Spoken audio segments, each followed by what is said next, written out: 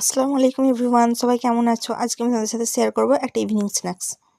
এই পকোড়ার ঠিক কী নাম দেওয়া যায় আমি বুঝতে পারিনি। তোমরা যদি নামটা দিতে পারো আমাকে কমেন্টে জানিও।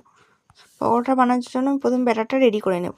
ব্যাটারটা রেডি করার জন্য আমি নিয়ে নিয়েছি 3 চামচ ময়দা, 2 চামচ বেসন আর নুন, লঙ্কা, হলুদ, জিরে, আদা রসুন বাটা আর জল দিয়ে ভালো করে ব্যাটারটা রেডি করে নেব।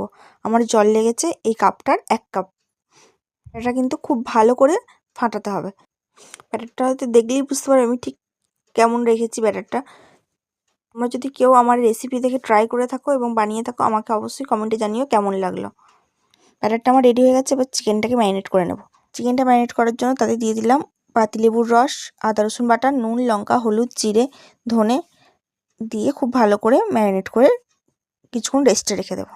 ওই যতক্ষণ চাউমিনটা সেদ্ধ হতে টাইম লাগবে ততক্ষণই ওগুলো রেস্টে থাকবে। আমার চাউমিনটা সেদ্ধ হয়ে গেছে, এরপর আমি পকোড়াগুলো রেডি করে নেব। তার জন্য প্রথমেই আমি চিকেনগুলোকে ব্যাটারে ডুবিয়ে নিলাম, তারপর চাউমিনটাকে দিয়ে কোট করে নিলাম। দেখতেই পাচ্ছ আমি কীভাবে করছি, তোমরাও ঠিক ওইভাবেই করে নেবে। এই তো আমার সব পকোড়া রেডি হয়ে গেছে, এরপর আমি এগুলিকে ভেজে নেব। অবশ্যই খেয়াল রাখবে যখন পকোড়াগুলোকে ভাজবে তখন যেন উনানের আঁচটা লো থাকে, ওই লো রেখেই পুরো পকোড়াগুলোকে ভেজে নিতে হবে, সময় নিতে হবে। পকোড়াগুলো দেখতেই পাচ্ছ আমি ঠিক কেমন লাল লাল করে ভেজেছি, ওইভাবে ভেজে তুলে নেবে। বানিয়ে দেখবে কতটা মুচমুচে এবং খেতে কতটা দুর্দান্ত হয়।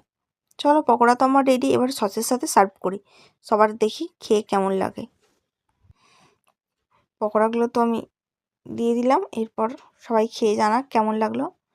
পুচকুর কেমন লাগলো? পুচকু তো দারুণ লেগেছে বলছে, বাকিরা খাক। আমি তোমাদেরকে এখানে ভেঙে দেখাচ্ছিলাম ঠিক কতটা মুচমুচে হয়েছে। সবার খেয়ে কিন্তু দারুণ লেগেছে। Thank you.